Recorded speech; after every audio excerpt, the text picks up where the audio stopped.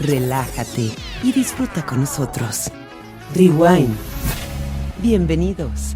Hola amigos de Rewind, ¿cómo están? Estamos aquí en un capítulo más de su podcast favorito.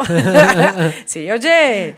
Y estamos con Dani Villanueva. Partner, ¿cómo estás? Hola Mari, ¿cómo estás? Muy bien, ¿y tú? Bien, bien, gracias. Y hoy vamos a platicar, ya siguiendo con el tema de uvas tintas, de una de mis uvas favoritas. Sí, claro, desde que me dijiste, es la uva que tenemos que hablar. Sí, la verdad es que me encanta la uva Syrah. Uh-huh. Se me hace una uva súper interesante.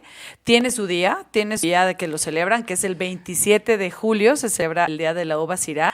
Y tiene cierto misticismo, ¿no, Dani? A mí se me hace una uva interesante porque aparte encierra misticismo, encierra cuestión religiosa, claro. Y ha trascendido fronteras.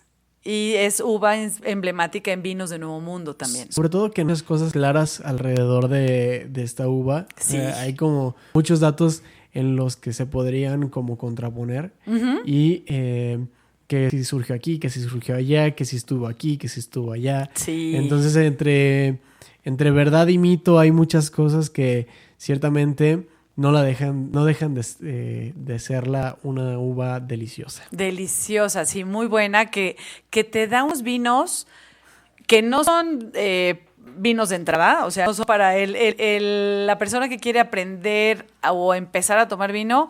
Yo creo que es un vino complicado, los vinos que se hacen con uva Syrah, porque son exageradamente complejos y te dan perfiles muy...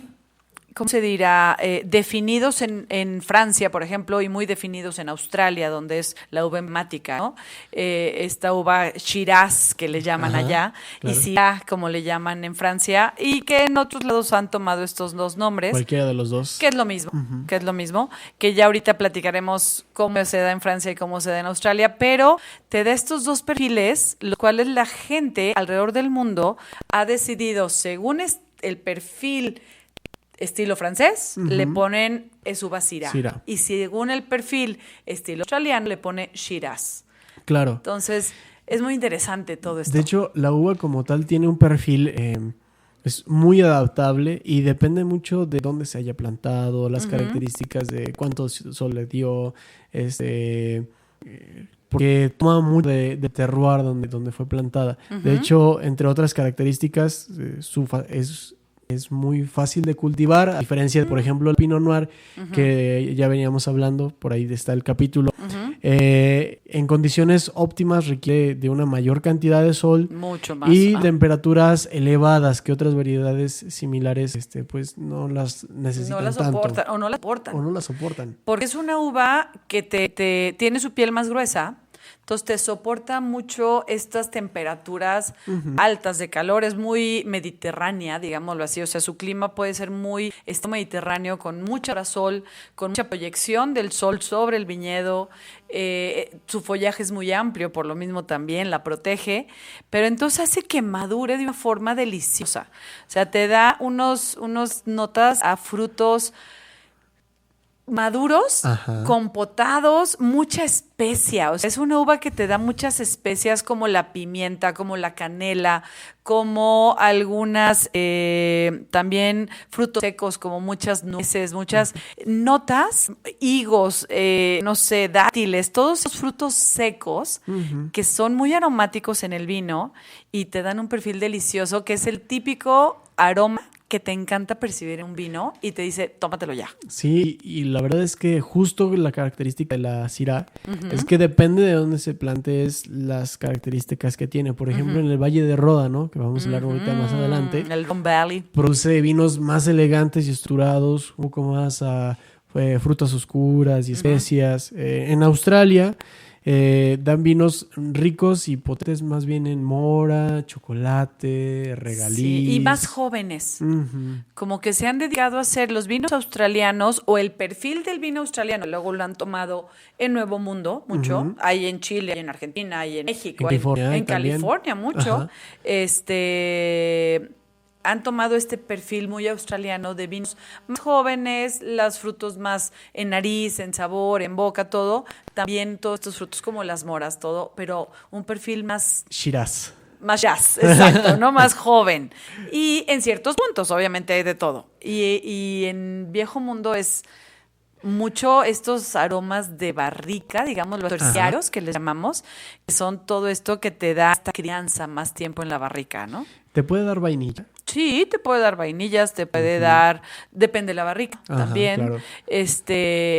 Obviamente estos aromas un poquito balsámicos, ¿no? Como de cierto mentoles, eucaliptos, pero muy, muy guardados, muy, no sé, hasta viejos pueden sonar, ¿no? Van saliendo poco a poquito Sí, también, ¿no? No, sí. no es como que se abra luego el vino. Exacto, los vinos de Shiraz son vinos que son mucho más expresivos en un principio y los de Syrah tarda en abrir. Lo tienes que ir como que por capas, reconociendo en nariz, reconociendo en boca. Hay maneras de decir, hay otras personas que dicen Shiraz o Syrah o hacen como sí. diferentes maneras Sí. de decir, Definitivamente. de llamar a esta uva, ¿no? Pero solamente hay dos. Según yo he visto, he leído, escuché y todo, hay dos. O Ajá. es Syrah o Shiraz. La primera es S-I-R-A-H,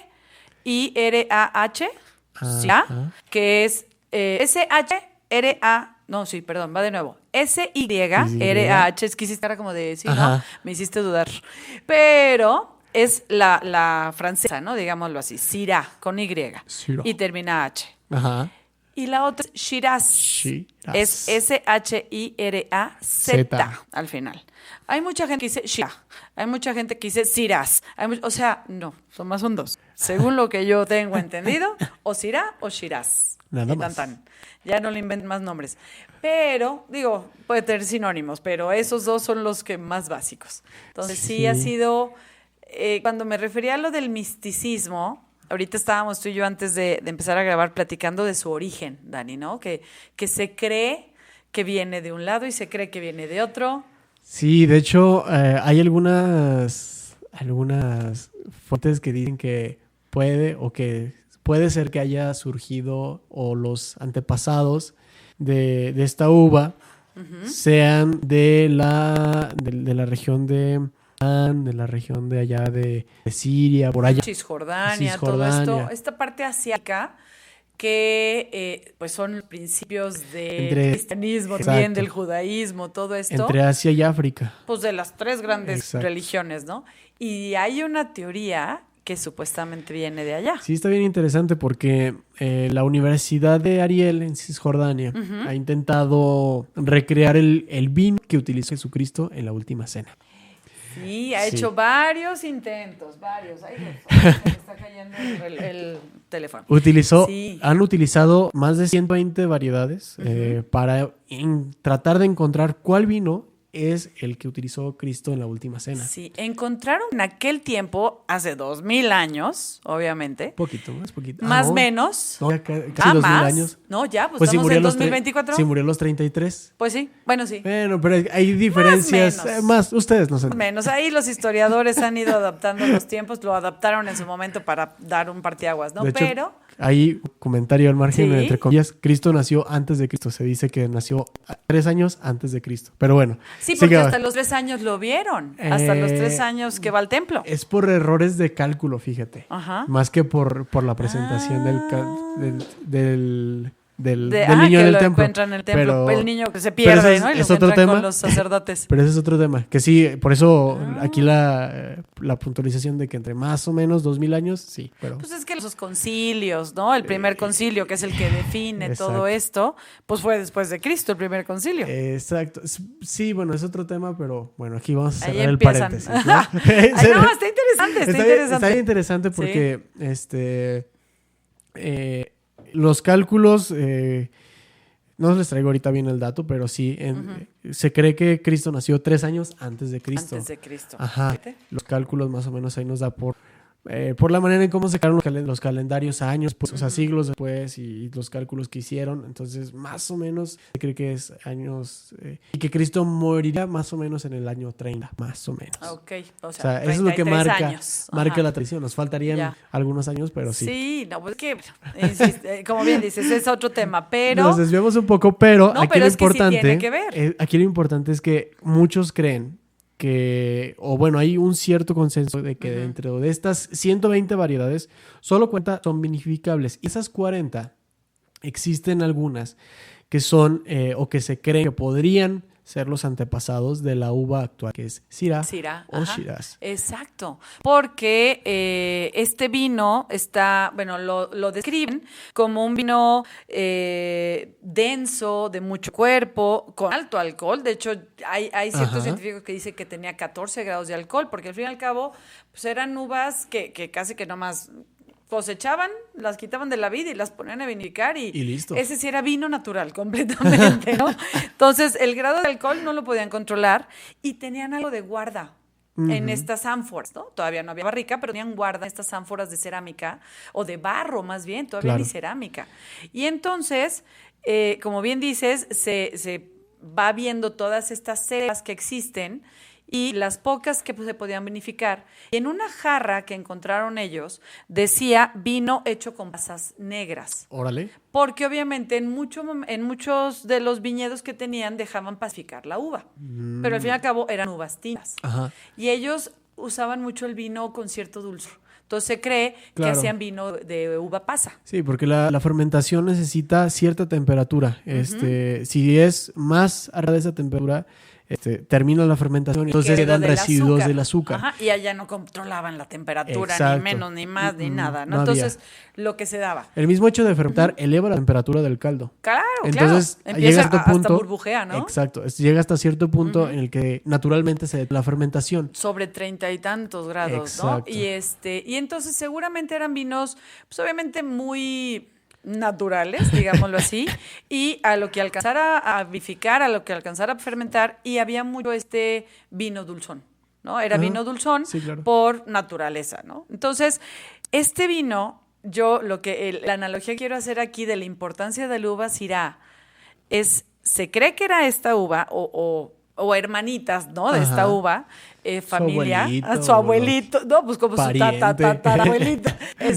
pero era parte de esta familia Syrah, y la importancia de que fuera el vino de la última cena. En la última cena, y sí tiene que ver el tema, Dani, ahorita platicándolo con esto, porque al fin y al cabo en la última cena se institucionaliza la Eucaristía. Claro. Porque la Eucaristía, al final de cuentas, requiere del pan y del vino. Exacto. Y no es por otra cosa, sino que por el vino mismo, por la cristiandad, la iglesia, que el vino se mantiene en toda la historia, ¿no? Sobre todo a través de los monasterios, en momentos críticos donde la iglesia era la que custodiaba el conocimiento, no solamente el conocimiento general, porque sí lo custodiaba, todos los monjes eran los escribanos del conocimiento en general, pero particularmente eran enólogos y totalmente. Tradiciones más antiguas son de los monasterios, ¿no? Los mejores viticultores, los mejores enólogos, los mejores, como bien dices, los que plasmaron todo este know-how, ¿no? De cómo se hace. Y en todas estas abadías y en todos estos lugares, pues es donde se preserva el vino, porque aparte vienen invasiones de unos, invasiones de otros, que decíamos los moros en toda esta parte de España, lo que decíamos de todas estas guerras que ha habido y demás, y tarde o temprano permitían que en las abadías, en los claustros, en todos estos lugares, los viñedos que subsistieron eran los de los monjes, ¿no? Sí, entonces, tal cual. Insisto, es muy importante este momento de la última cena, en donde se cree que fue la uva Syrah, para seguir todo se crea la iglesia, pues historia del mundo del vino. Sí, de hecho, habla de invasiones. Te platico un poquito sobre la historia de Israel. La historia de Israel es marcada por guerras. Hasta la fecha, ¿no? El pueblo hebreo tiene a Jerusalén como capital. Y en el año del 722 fueron invadidos por el imperio asirio. El imperio asirio, Syrah, ¿te suena? Esto es una teoría, sí. no tiene fundamento. Pero justo hablando de que el antepasado de la Syrah puede ser el que se utilizó en la última cena, cuando se llevan a los israelitas al imperio asirio, los expulsan, ya regresan después en el año... Chécalo. Suspenso. Regresan en el año 538, sí, regresan... A ver, ¿cómo? ¿Empezaron en el 700? Sí, es todos antes de Cristo, claro. Todos ya. antes de Cristo. Okay. Entonces regresan 200 años después. Exacto. Sí, acuérdense que antes de Cristo los años van de atrás para adelante. Sí, también se bolas. Sí, regresan 200, 300 años después, más o menos. Pero junto con eso, pues se traen muchas costumbres, probablemente de ahí venga también el abuelito, tatarabuelo, bisabuelo de esta uva. Bueno, tanto que se cree que también es originaria de una ciudad iraní, al fin y al cabo todo está ahí pegadito, que se llama Shiraz. Donde hacen un vino que se llama Shirazi. Entonces, o sea, ahí está muy mezclado. Pero hasta aquí, si se fijan, todo está entre el mito, leyenda, teoría, tradición, misticismo. Lo que va de boca en boca. Lo que va de boca en boca. Pero lo que la ciencia nos ha dicho es otra cosa. Eso sí, ya después viene una ampelógrafa, pues que es muy reconocida en esta famosísima Universidad de Davis en California. Y ya para lo que viene siendo 1980 y algo, define ella que definitivamente la uva Syrah nace en el Ródano, donde es la reina, ¿no? Sí, claro. Donde es, bueno, en el norte sobre todo es la reina, en el sur hay más, pero sí, ella, 1998, por Carol Meredith, de la Universidad de California de Davis. Ella ya se pone a checar todo pues genética de la uva y se da cuenta que, pues sí, definitivamente es francesa. Sus padres, los papás de esta uva, es la uva Dureza y Mondus Blanche, que es su mamá. Entonces, ahí ya desmienten todas las teorías anteriores, pero la verdad es que, pues quién sabe, ¿no? Siempre está ese quizá. Qué padre. De hecho... ¿Y cómo llegó al Ródano, no? Dicen que los fenicios la llevan al Ródano también, o hay otra que los italianos. En los italianos justo en Siracusa, o sea, en la ciudad de... ahí en Sicilia, llegan los romanos ahí en Sicilia y empiezan a plantar a lo que ahora es Syrah y después se la llevan al Ródano, pero pues justo, o sea, entre verdad, mito, realidad y lo que dice la ciencia es eso. Pues mira, al fin y al cabo en aquellos tiempos iban y venían y conquistaban por aquí, conquistaban por allá y luego lo que conquistó uno llegó otro y lo conquistó. Entonces, estos ejércitos iban y venían por todo el mundo que era pues, Europa ya, ¿no? En su momento. Todavía no nos conocían de este lado. Entonces, quién sabe. Igual nació en Ródano y luego fue para todos lados y regresó al Ródano. Eso es lo padre de la ampelografía, ¿no? Sí. Que el estudio de las hojas de la uva, de las hojas de la uva y de la vid como tal. Entonces, ahí viene el ADN y viene todo. O sea, creo que como las uvas, como las personas tienen la parte, digamos, científica, la parte de la medicina, todo esto. Y también la parte cultural, ¿no? La parte romántica. Sí. De que, ¿Qué es lo bonito? Yo creo que también eso está padre. Es que está padre porque la uva nos acompaña en ese sentido también a los seres humanos, ¿no? Tiene parte romántica y también su parte científica y ambas cosas hacen una mezcla muy interesante. Padre. Sí, ¿no? Padre. ¿Quién nos está platicando? Claro. Definitivamente. Si no tiene... De hecho, se cree que por eso en Australia llaman Shiraz. Por el nombre de esta ciudad en Irán, que es Shiraz, por ejemplo, que es así, se escribe igualito, ¿no? Entonces, bueno, la uva Syrah, como bien dices, se planta en diferentes lados del mundo. Ajá. Pero originalmente, donde tiene su super auge, en Francia. Como le hemos platicado, Francia realmente de ahí, pum, al mundo sale mucho, ¿no? Sí, sobre todo estas uvas más conocidas. Entre Francia y Italia, digamos que son los evangelizadores del vino, ¿no? Y algo de España, que lo pegamos en la Tempranillo, claro. ¿no? La Garnacha, que lo en Francia es Grenache.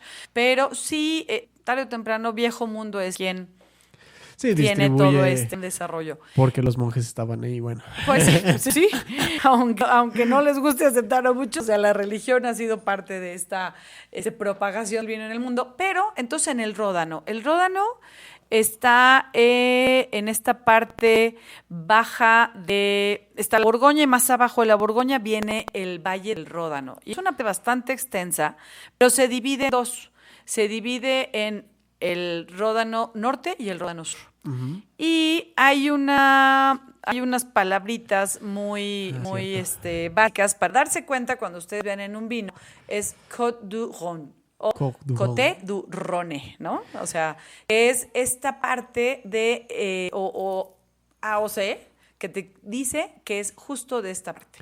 Ya luego hay otras, como que se va haciendo las regiones y las subregiones y los viñeditos y las bodeguitas y luego ya se va haciendo toda esta super legislación. Pero si tú vienes, si tú dices Côte du Rhône, es esta parte de Ródano que es súper interesante, que una de las uvas reinas son Syrah.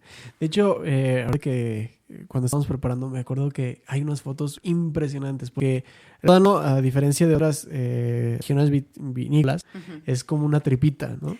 Esa es la norte. La norte. Ese es el Ródano norte. Y abajo es como un dorito, ¿no? Sí. Como una guitarra.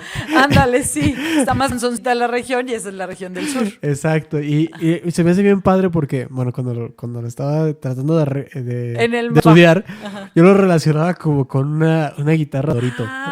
Sí, cierto. Como esta como de Kiss. Ajá, como es una guitarra de dorito. Esto es como de forma de triángulo. Entonces, el Ródano norte es como una tripita. Y ojalá un día podamos ir allá, pero porque alrededor del río, el río, el Rhône River. El Rhône River está todos los viñedos y es hasta cierto punto es viticultura y poquito, ¿no? Sí. Porque son muy altos. Son muy altos, aparte están en colinas. Muy inclinaditas. No son como si en un valle, sino que literal están en las como mesetitas, en las montañas, hacen mesetas como y ahí escaloncitos. Están, exacto, como escalones dentro de las colinas. Y ahí están las vinícolas. Y es una cosa muy hermosa. Sí, y aparte los viñedos pelean contra vientos muy fuertes, porque les llegan unos vientos que vienen desde el Mediterráneo, luego cruzan y suben, y tienen ahí una forma de conducción de la uva muy interesante. Y tienen unos suelos. No sé si viste, lo hemos platicado, esta serie de Las Gotas de Dios. He visto. A mí se me hizo muy buena. La verdad, hay gente que la ha criticado, hay gente que la ha alabado, pero a mí se me hizo palomera, ¿sí? Pero está a gusto. Pero ahí te muestra la protagonista, el viñedo en el que crece, o la bodega en la que crece con su papá, estaba en el Ródano. Ah, claro. Y hay una parte que se acuerda de ella caminando por los viñedos y agarrando la tierra, el suelo. Y son unas piedras. No son tan chiquitas, ¿qué serán? Pon tú de unos 5 centímetros de diámetro. De diámetro y le llaman galets. Estas piedras galets lo que tienen es que son como un poquito canto rodado porque son piedras de río. Ah, claro. Es una piedra de río como las que luego compramos para decorar en la casa y ponerlas en algunos bowls o en algunos floreros y poner ahí tus flores. Como si estuvieran pulidas. Como si estuvieran pulidas porque obviamente ruedan en el río, por eso es canto rodado.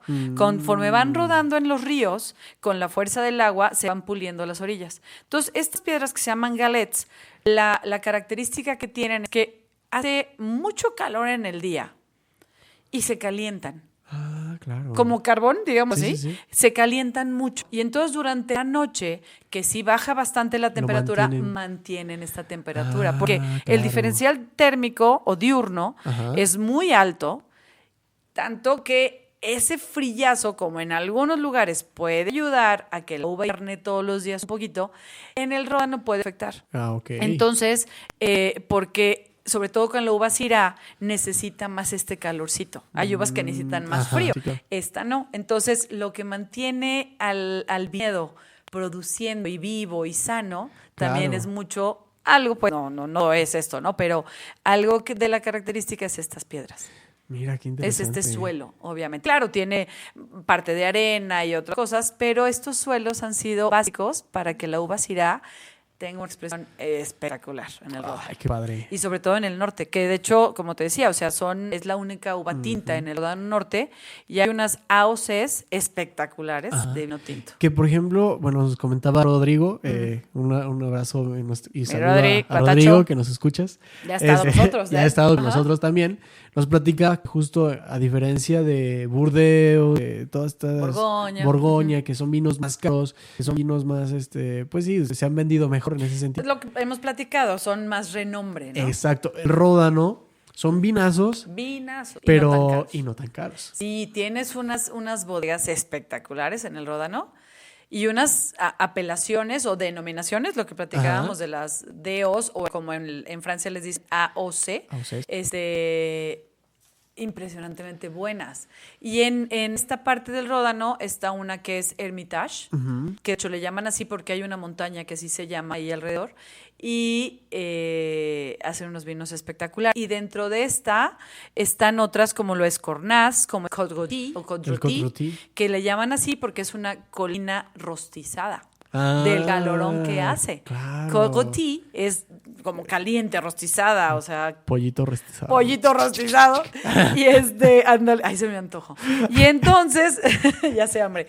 Estas denominaciones, Cros Hermitage, San Joseph, son impresionantemente buenas, ¿no? Entonces, se pueden encontrar unos vinazos con estas uvas en este lugar, con estas apelaciones, o simplemente que diga Côte du Rhône, y son, la verdad, vinos más jóvenes. Sí. Sin estas grandes cruz, digámoslo así, pero que también muy buenos. Que estos vinos en el Ródano, hechos de Syrah, tienen capacidad de guarda. O sea, sí. Sobre todo, por ejemplo, la Hermitage y el Côte-Rôtie, ¿no? Sobre todo que tengan estas apelaciones que son cru, sí.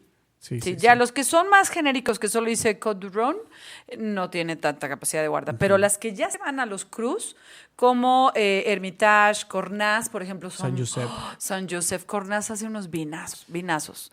Côte-Rôtie son muy buenos y estos sí tienen ya un poquito más de capacidad de guarda. Órale. Y pueden llegar algunas bodegas a tener 30, 40 años de guarda. Muy buenos. Es que lo que te da la uva Syrah es eso, esta tanicidad, te da, sobre todo en Francia, te da taninos, te da acidez, te da muchísimo fruta madura, te da, obviamente, posibilidad de meterla a una barrica y entonces tener toda esta guarda espectacular. Qué padre. Sí. Entonces, hay en el sur, están otras apelaciones, pero la más famosa es Châteauneuf-du-Pape. Claro. Que sí las has escuchado. El Castillo del Papa. Castillo Nuevo del Papa. Châteauneuf, Castillo Nuevo du Pape. Esa es una historia interesante, Mari, porque... volvemos con la religión. Pero es que se me fue ahorita el año, ahorita le investigo. En 1308, el Papa Clementes V, ¿es el que querías decir? Invaden el Vaticano. Sí. Invaden el Vaticano. Y entonces, en Roma. Entonces el Papa tiene que salir de Roma para justo salvaguardarse. Y entonces lo que hacen es que por no sé cuántos años... Sí se fueron por 70 años. Por 70 años la sede papal estuvo en Aviñón. En Aviñón, que está parte del Ródano. Exacto. Sí. Y ahora es uno de los más mentados. El Châteauneuf-du-Pape es uno de los más mentados. Sí, y puedes tener desde Châteauneuf-du-Pape muy sencillos, baratos. Te puedes encontrar Châteauneuf-du-Pape de 500 pesos mexicanos, que vienen siendo ¿cuántos dólares? ¿Como $200? No. Perdón, como pues unos $30, ¿no? Sí, como $25 más o menos. Y sí, hay otros de 300, ¿verdad? Pero no, sí, yo también todo anual. Pero te puedes encontrar unos Châteauneuf-du-Pape. Hay una casa, hay una bodega que se llama Chateau Rayas, que es espectacular. Es de los mejores Châteauneuf-du-Pape de esa parte, bueno, que se venden en el mundo, Chateau Rayas con Y, y sí es de los... Y lo interesante de el Ródano es esta división del norte y el sur. Como decía, en el norte solo se puede usar la Syrah, la Viognier como blanca y un poquito de Marsanne-Roussanne, ¿no? Roussanne. Que son blancas. Y en el sur puedes usar hasta 20 diferentes estilos de uva. Es mucho más variado. Pero hay 3 dominantes, como tintas, que es el famoso, hay unas siglas que se llama GSM, que es Grenache, Syrah y Mourvedre. Y entonces estas 3 son las que más dominan, a veces una más que otra. La Grenache es muy dominante, pero la Syrah es sí porque te da un punch impresionante y el color. Le decíamos de la cáscara muy intensa. Cáscara. Te da este color muy, muy intenso en los vinos. Este rubí, rubí oscuro, lindo, brilloso, así hermoso, porque te enamora también el color de los vinos de Syrah. Pero tienes otras, pero siempre tendrás que tener algo de estas tres. Es impresionante. Y algo muy padre de este vino de Châteauneuf du Pape, lo que decías es que viene Clemente, se los lleva ¿A Italia? a Aviñón. Perdón. De Italia se los lleva a Aviñón, que es Francia. Aparte también más norte está Marsella y más, ahora sí que hacia arriba. Y sigue siendo muy mediterráneo esta parte. Pero ellos eran fan. Venía de Burdeos, él fue arzobispo de Burdeos o Bordeaux, pero ya una vez que es papa, era fan de los vinos de la Borgoña. Y entonces empieza a tener mucho vino de la Borgoña a esta región. Y empieza muy contento, traen los vinos de la Borgoña a la región esta de Aviñón y la gente empieza a probar buenos vinos. Porque en ese momento el vino de la región de Aviñón no era nada bueno. Era vino muy, muy, pues así casi que como se hacía solito, lo sacaban. Muy barato, no iba vino de esta región hacia el norte de Francia, nada. Y entonces llega otro papa, que fue Juan XXII. Este papa Juan XXII, porque te digo que fueron 70 años de estar en Aviñón, del papado en Francia, empieza a decir, oigan, no, espérense. Aquí hay muy buena uva, tenemos que hacer buen vino. O sea, la uva es muy buena, pero al momento que lo vinifican, ¿qué onda? Entonces, él empieza a enseñarles a todos estos viticultores de Aviñón cómo plantar la uva, cómo vinificar bien y crean unos vinazos, tanto que se le empieza a llamar Vin du Pape o vino del Papa. Y entonces, una vez que regresan a Roma, dicen, no, espérate, ya nos enamoramos de ese vino de Aviñón y le empiezan a decir que era el vino del Castillo del Papa porque cada vez que lo llevaban de un lado al otro, el Vin du Pape decía que venía de la región del Castillo Nuevo del Papa, que era Châteauneuf du Pape. Entonces, así es como se crea esta nueva AOC, digamos. Padre, ¿no? Sí. Y la verdad es que fue el gran impulsor del vino de Aviñón, Juan XXII, ¿no? Entonces, sí es muy interesante. Y saliéndonos un poquito de Francia, porque siempre platicamos mucho de Francia. Salimos hacia Nuevo Mundo. Hasta Australia, ¿no? Australia, yo creo que es el mayor también. Sí, es el segundo mayor productor, sí. Me parece, de Syrah, ¿no? De Syrah tiene, ahorita en hectáreas, no la tengo aquí, pero por ejemplo es el cuarto mayor exportador del mundo en vino. No solo de Syrah o no solo de Shiraz, aquí ya cambiamos el nombre, Shiraz. Sí. 750 millones de litros al año exporta Australia. Está impresionante. Hubo un momento, ¿has visto este vino Yellowtail? No. Es una bodega que tiene unas etiquetitas viene un cangurito y en otra viene un koala, y otra, o sea que son animales. ¿Sí? Son vinos muy baratos, muy económicos, de consumo rápido, de entrada, digámoslo así, muy de alta producción. Alta me refiero a mucha producción, pero en algún momento el gran consumidor del mundo, que ahorita es Estados Unidos, fue el vino top que más se consumía en Estados Unidos, en los 90s, una cosa así. Sí, fue impresionante. Wow. Entonces, este vino empieza a hacerse muy famoso y el mercado americano lo empieza a consumir mucho, el vino australiano. Entonces se hace muy famoso en el mundo y empieza a despegar fuertísimo. Pero tiene su historia, ¿no? Tiene su historia. De hecho, el padre de la viticultura australiana se llama James Busby.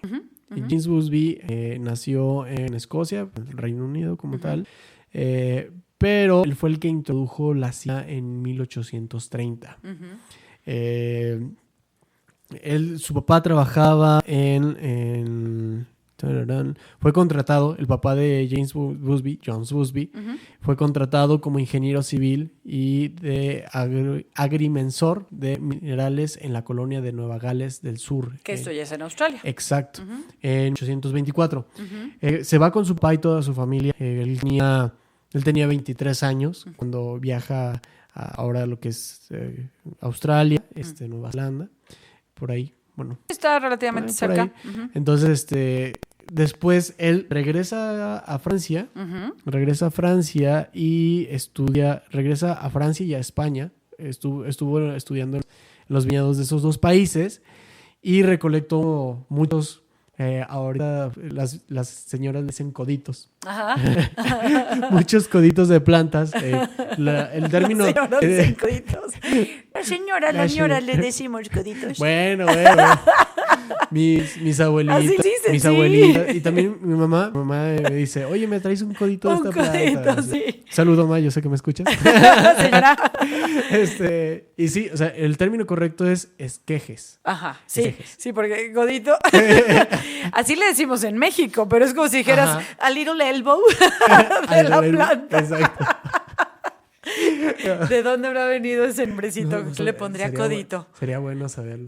No sé. Pero, pues sabe, no sé. Hay que investigar. Pero- Señora, mamá de Dani, platíquenos de dónde viene eso del codito. Bueno, entonces se trae muchos coditos, esquejes Me imagino una Des- sopa de pasta. una sopa de coditos. Los esquejes, Los ajá. esquejes de España y de Francia. Y pues empieza a plantarlos. Y los que se dan muy bien ahí en Australia es ya justo se trajo alrededor de 500 esquejes de la Wow. vid Wow. a Australia. 500. De imagínate. varias cepas, Sí, supongo. de varias cepas. Se plantaron los jardines botánicos botánicos reales de Sydney y en su propiedad en Kirkton. Fíjate que este señor James Busby tiene una... Que era lo que decíamos del jardín, que también plantó un jardín y mucho se le dio en su jardín, ¿no? Exacto, o sea, es que Ajá.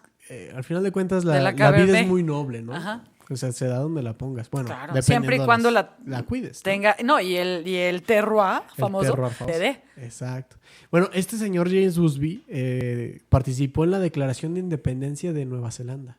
¿De Nueva Zelanda o de Sí, Australia? de Nueva Zelanda. Ah, caray, también Sí, anduvo sí, por sí. allá, Y en entonces. el Tratado de Waitangi. Wow. Waitangi. Wait, ok. Eso. Tratado de Waitangi. Waitangi es una ciudad donde él mismo plantó un viñedo y comenzó a elaborar diferentes tipos de vino, ¿no? Entre ellos, obviamente, la Syrah. Es que lo platicamos, claro, cuando platicamos de Sauvignon Blanc Ajá. en Nueva Zelanda, él fue el que empezó a plantar varias que no se le daban y que no se le daban. Y entonces después se va a Australia, por lo que veo. Ok. Sí, justo en Australia, Nueva Zelanda. Ajá. Sí. Sus deberes, bueno, este tratado de Waitangi habla sobre, o bueno, uno de sus deberes era ser representante para proteger el control del comercio británico y mediar a los pobladores rebeldes de Pakenga y la población maorí en Nueva Zelanda. Ok. Entonces está bien interesante porque esos personajes, además de tener un papel fundamental en la historia de esta región, de estos, de Pues de estos países, al fin, claro. la herencia no solamente es pues política, por así decirlo, sino también cultural a través del vino. Claro. ¿no? Y eso está pues muy Sí, lo interesante. que hemos platicado varias veces. Sí, y lo que yo sabía de este James Busby es que como inmigrante escocés, como muchos que vienen de pues, Gran Bretaña, ¿no? O de Escocia, de Inglaterra, todo, Gales, al fin y al cabo Nueva Gales del Sur, llega a Barossa Valley. Y ahí es donde empieza a plantar todo estas vides o esquejes que traía. Llega a Barossa, llega a McLaren Valley y a toda esta parte, pero sobre todo en Barossa, y de 1847 empieza a plantar ahí. Entonces, seguramente, quizá en 32 llega primero a Nueva Zelanda y luego se va a Australia. Sí. Y ahorita, por ejemplo, hay 105 hectáreas de Syrah solo en Barossa, McLaren y Limestone Coast, que es South Australia, ¿no? Solo en South Australia. Entonces, sí es la mayor productora de Syrah, el segundo mayor productor de Syrah, digámoslo así, o al menos en extensión. A ver, Australia es la isla más grande del mundo. Es una isla y es impresionantemente grande. Y yo creo que como el 70% de su terreno es desierto. Entre desierto y entre sin habitantes. Y algo de todas estas, ahorita como lo decías, pues, ¿cómo se les llama? ¿Indios? ¿Pueblos originarios? Pueblos originarios, exacto, ya enviaron la palabra. Todos estos pueblos originarios están en todos estos pues, lugares recónditos, ¿no? Que no tienen nada que ver con la parte ya del moderno, de la civilización, como dicen, ¿no? Claro. Entonces, sí es un lugar muy interesante. Y algo que yo estaba leyendo es que mucho del vino australiano, Ajá. las bodegas son originarias, o las originan más bien, médicos. Órale. Porque para lo que viene siendo 1787, antes de que llegara James Busby, Sí. empieza todo colonizar Australia de parte de los ingleses.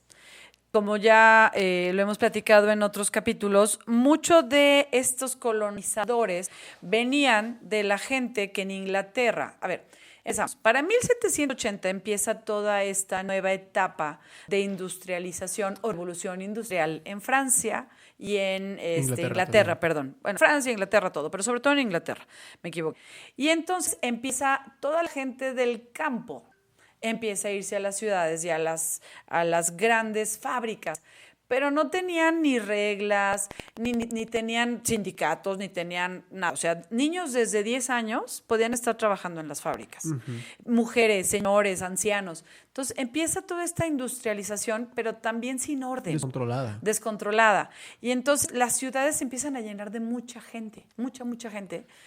Y ya no hallaban los ingleses qué hacer con esta gran población que tenían, que no podían, aparte, mantener, porque no había la suficiente comida, ni bebida, ni nada. Era una situación crítica. De hecho, Charles Dickens refleja esa situación justo en sus novelas como Grandes Esperanzas u Oliver Twist. Ah, claro.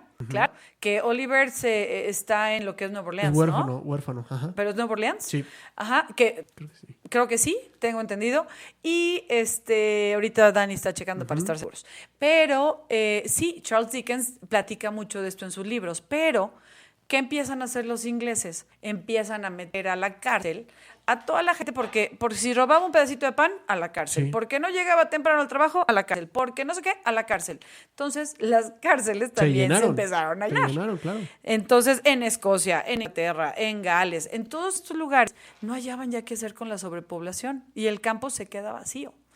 Entonces, ¿qué hacemos? Chin, ¿a dónde hemos estado yendo y conquistando?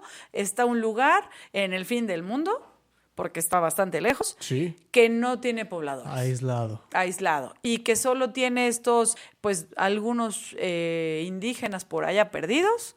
Entonces tenemos un terreno impresionantemente solo, vamos a llevar allá a la gente.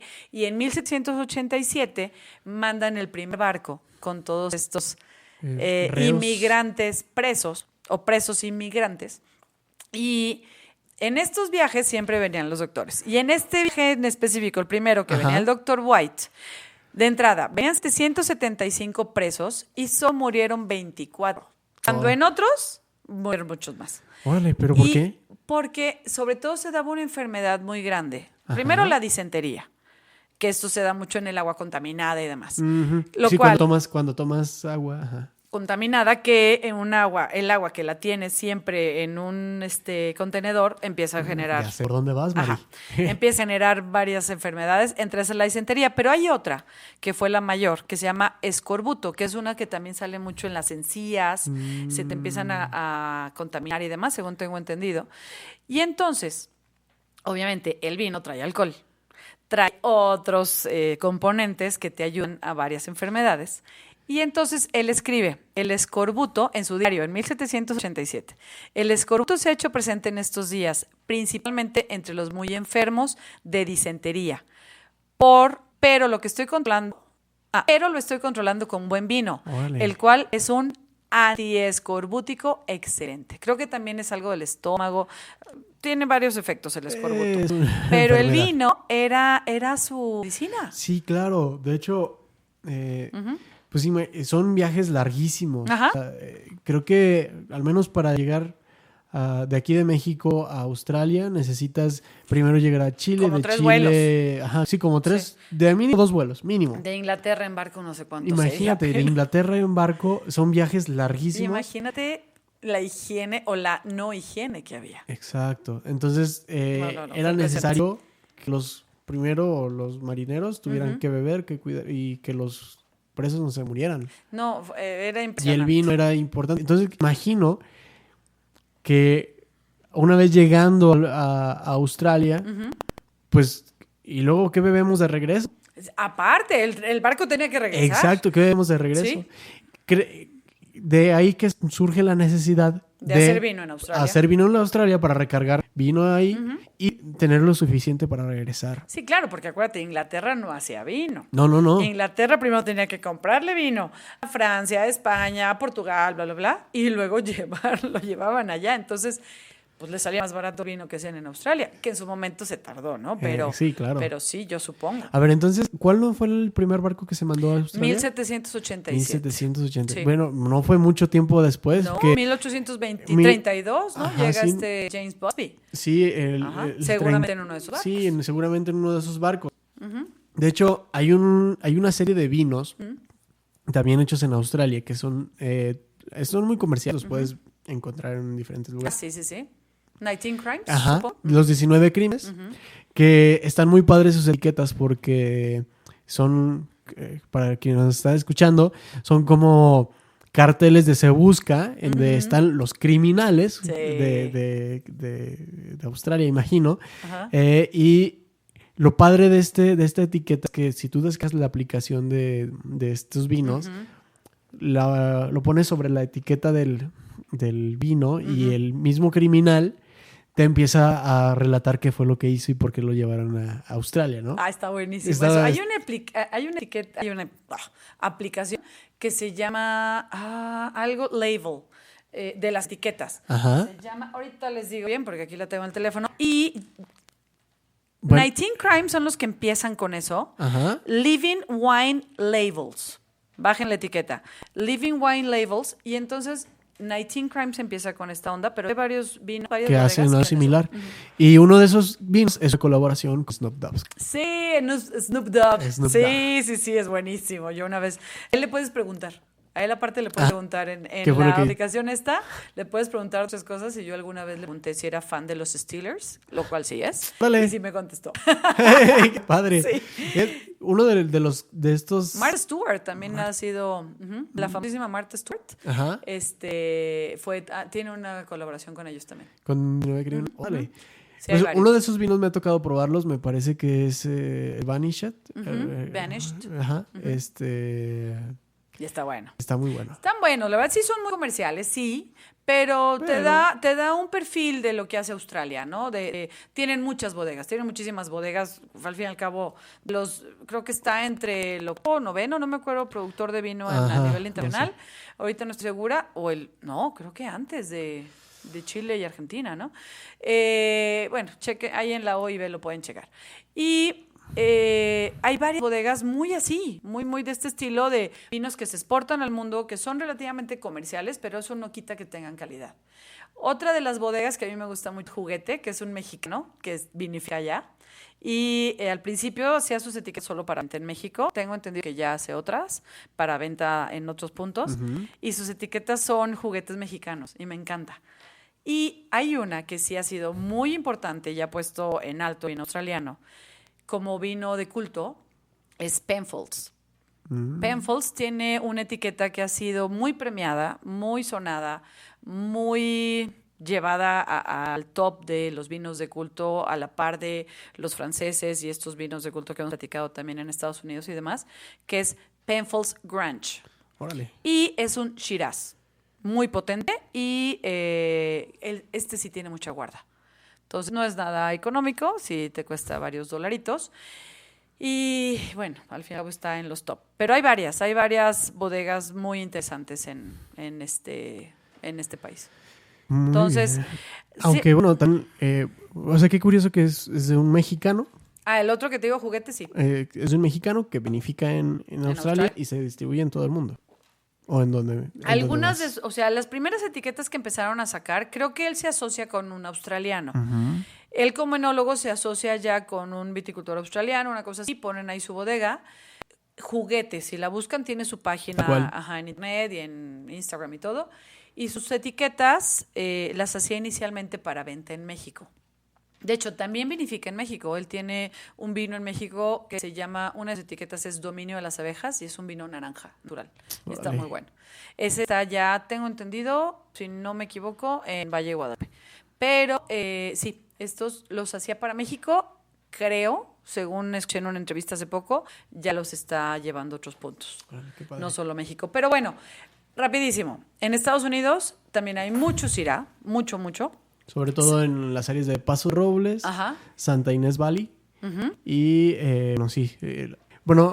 hablamos sobre las características que tienen acá en Estados Unidos. Santa Bárbara también. Santa Bárbara. Tienen sabores más de frutas más intensas, especiadas. Ajá, en Estados Unidos. En Estados Unidos. A menudo tienen un toque de vainilla de roble. Claro, pues ya la barrica, ¿no? Pero lo que pasa en Estados Unidos que fue muy interesante es, no me acuerdo si lo platiqué contigo o en alguno de los que grabé con Edgar, el Chardonnay. No, fue con Juan. El Chardonnay lo empezaron a hacer muchísimo, la Cabernet muchísimo. Y hubo un grupo de gente que dijeron, a ver, espérense, en Estados Unidos tenemos más uvas, no solo Cabernet y Chardonnay. Entonces, empezaron a hacer un grupo que ya ahorita está institucionalizado, sin fines de lucro, pero se llama Rhone Rangers. Órale. Como los vaqueros del Ródano, ¿no? O los rancheros del Ródano. Rangers es como sí, se me fue el Como nombre. los de los ranchos de allá. Sí, no, como como el Marlboro Men, ¿cómo se llaman? Los vaqueros, los cowboys, o qué viene siendo, ¿sí? Sí. Algo así. Ajá. Y entonces estos Lone Rangers o los, no sé, empiezan a promocionar mucho las uvas del Ródano. Entre esas, la Syrah, la Grenache, o bueno, Grenache en Francia, Mourvedre, Cinsault, o sea, todas estas, y la Viognier, la Marsanne, Roussanne, diciendo, oigan, no solo hacemos Chardonnay y Cabernet, o sea, hay mucho que explorar y hay mucho que ver, y son los que realmente elevan el uso de la Syrah en Estados Unidos. Fíjate qué interesante porque... Home Rangers, no sé. A ver, no solamente ese Cabernet, vamos a hacer mi Ródano, vámonos. Y no se fueron a una uva, se fueron a las uvas del Ródano. Entonces, está muy interesante. Fíjate que ahorita me acabo de acordar de Rodrigo también. Nos decía que el perfil de climático y las uvas que se dan en Ródano particularmente comparten mucho con aquí en Aguascalientes. Ajá. Entonces, Sí. aquí en Aguascalientes estaría muy interesante. De hecho, ya algunos vinícolas de aquí de Aguas lo están intentando. Que las uvas del Ródano se las están trayendo aquí en Aguas para experimentar con ellas. Sí. Y han dado buenos resultados. Muy buenos. De hecho, en México en general, México en general, como decíamos, Argentina, Chile, Nuevo Mundo está usando mucho esta uva, pero México le ha caído muy bien por el tipo de suelo, por el tipo de clima. En Aguascalientes, que es continental completamente, se está dando perfecto por estas horas sol tan fuertes. No tenemos estas piedras galets, obviamente, pero sí el suelo se parece en otros aspectos, clima, el diferencial diurno, y está bastante interesante. En Aguascalientes tenemos una etiqueta de Casa de Cada que hace esta mezcla de Syrah Viognier, que creo que ya lo habíamos platicado con la Viognier, que lo que hacen es fermentación en conjunto. Se fermenta al mismo tiempo la uva Syrah con un poquito de Viognier. Y eso es muy del Ródano. En el Ródano, por ejemplo, en el norte, que solo permiten Syrah, le ponen un poquito, como te había dicho hace rato, de estas uvas Marsanne o Roussanne al momento de vinificar, al momento de fermentar. O de Viognier. Lo que hace es que eleva el color y eleva ciertos aromas en el vino y lo hace mucho más complejo. Y eso lo están haciendo acá. Ole. Está bien padre. Es que al final de cuentas, ellos nos llevan mucha ventaja. Claro, pero qué padre aprovechar. Exacto, si vemos que se están dando las uvas que en el Ródano funcionan, pues traigamos no solo las uvas, sino también las técnicas y algunos perfiles de vino. La Viognier se está dando en México espectacularmente. O sea, yo creo que las uvas del Ródano en México serían excelentes. Un Marsanne, un Roussanne, todo esto. Las Cinsault, Sansault, como le dicen, también pudiera ser muy buena opción. Pero bueno, eso ya dejémoselo a Rafa Garza. Eso. Y a ¿cómo se llama? Ay, se me fue ahorita el nombre. Trillo. Trillo. Bueno, los viticultores en México. Pero, pues bueno, ya iremos viendo qué resulta. Mari, un placer platicar contigo. Igualmente, Dani. Platicar con todos nuestros escuchas. Sí, qué gusto que nos escuchan y nos ven en YouTube, en Spotify, en varios. No se olviden de saludarnos y ponernos todos sus comentarios en Spotify, se los agradecemos. Instagram, Facebook. Nos vemos en danvillanueva._ Y Mari López Som y en la página de Rewind. Bien, nos vemos, que estén muy bien. Muchas gracias, bye. Salud, bye. Rewind ha llegado al final.